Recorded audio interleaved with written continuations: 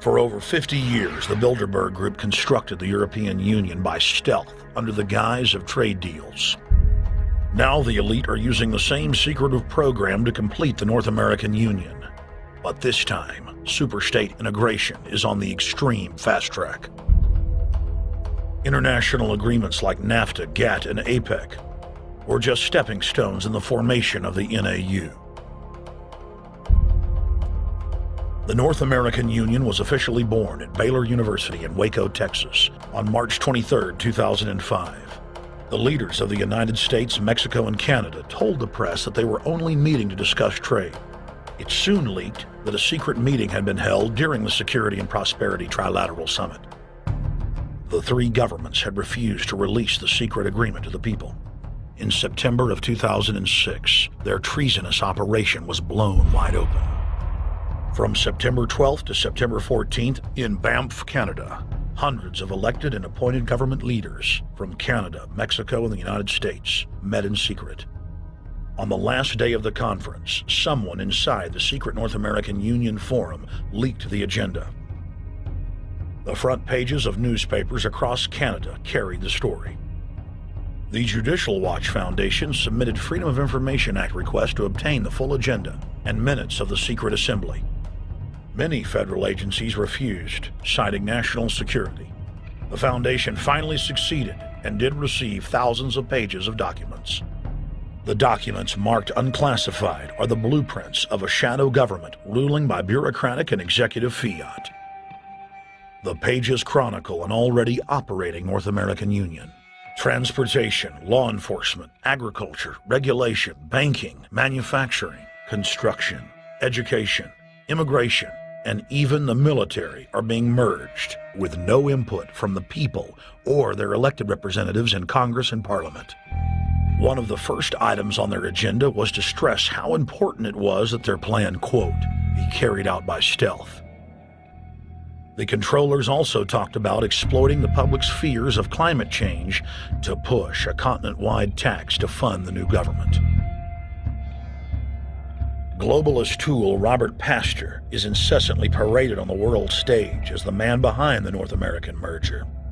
When he testified before Congress, he pushed the idea of a continental security perimeter that erases national boundaries and merges the security apparatus. The best way to secure the United States today is not at our two borders with Mexico and Canada, but at the borders of North America as a whole. In fact, the North American Command, based in Colorado Springs, Colorado, was clearly running the meeting in Canada.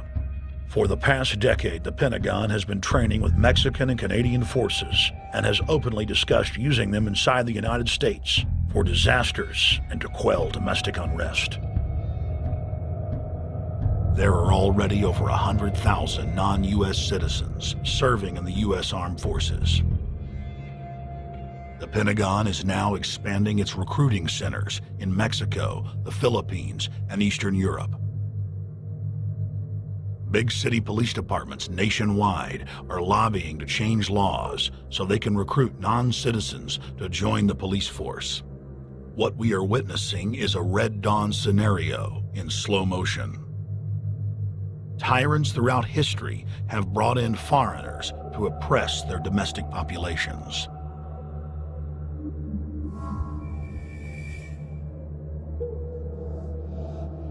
When their coup by stealth was exposed, the three governments went into damage control mode. The Security and Prosperity Partnership quickly staged a show summit that was held in Ottawa, Canada in February of 2007.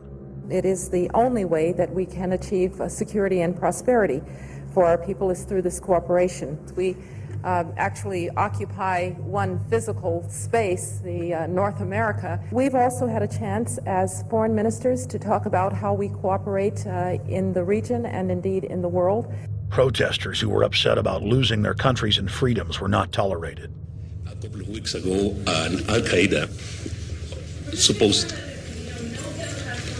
Whatsoever, the Security and Prosperity Partnership has been signed without any sort of parliamentary debate. Globalist publications have been open with their frustration that the population has not bought their latest PR stunt. As integration inside the European and American unions accelerates, The superstates themselves are being merged. On April 30th, 2007, a summit was held at the White House. The Security and Prosperity Partnership's secretive approach had alarmed the public. So this time, President Bush, German Chancellor Merkel, and EU Commission President Barroso hid their treachery in plain sight. Thank the Chancellor and Josie very much for the transatlantic economic integration plan. And for that too, we need to develop a common market, common standards. So this is indeed a very important agreement, and an agreement that also brings with it a Transatlantic Economic Council to be a permanent body with senior people on both sides of the Atlantic that will look at all those issues in a concrete manner, in which way we can make it move forward. The BBC reported that the US and EU had agreed on a single market. By announcing a new economic community integration, they were simply repeating what had been done in America and the EU on a larger scale. The accord states that the two blocs will aggressively push regulatory convergence in more than 35 areas, from financial services, intellectual property, military, education, mergers and acquisitions. They also agreed to jointly push a global carbon tax. We recognize that we have a problem with greenhouse gases. We agree there is a global threat, it's a serious threat. We agree there is the need to establish a limit to greenhouse gases. We need to discuss the possible pricing of CO2. How can we translate this into a market economic compatible scheme? We have agreed to establish a high-level group, a forum. This EU-US result is translated into the G8, debated together with the outreach countries, China, South Africa, Brazil, among others, and India. A global solution to a global problem. If Bilderberg succeeds, America falls. All the victimized countries lose their sovereignty. Bilderberg is not a person, it's not an idea, it's an ideal, a very powerful group of people working together and from the positions of ultimate and absolute power, destroying every constitution on earth, no matter how powerful the constitution of the nation is. That's what these people do. The African Union arose out of the African Economic Community, set up in the early 1980s. The African Union is financed by a consortium of international bodies, governments, and corporations. The African Union Army serves as an enforcement arm for the New World Order's exploitation of Africa. In Asia, APEC and ASEAN have announced plans to form the Asian Union, consisting of Asian and Pacific nations, having more than 3 billion people within its borders. APEC will become the Asian Pacific Union, and the world is to be divided into 3 great regions for the administrative convenience of the world government in which the UN is to evolve. As the unions form individually, they are simultaneously merged to form the first planetary government. They're trying to destroy every nation on earth which is trying to promote progress, because these people basically they are landowners.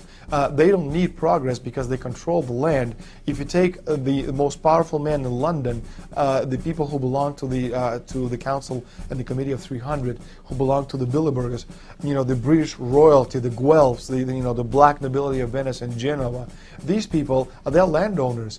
The New World Order is the Old World Order. I mean, it's just the names have changed, the appearances have changed, but the concept hasn't changed. The idea is still to bring the men back, kicking and screaming back to the Middle Ages, post-industrial age world order.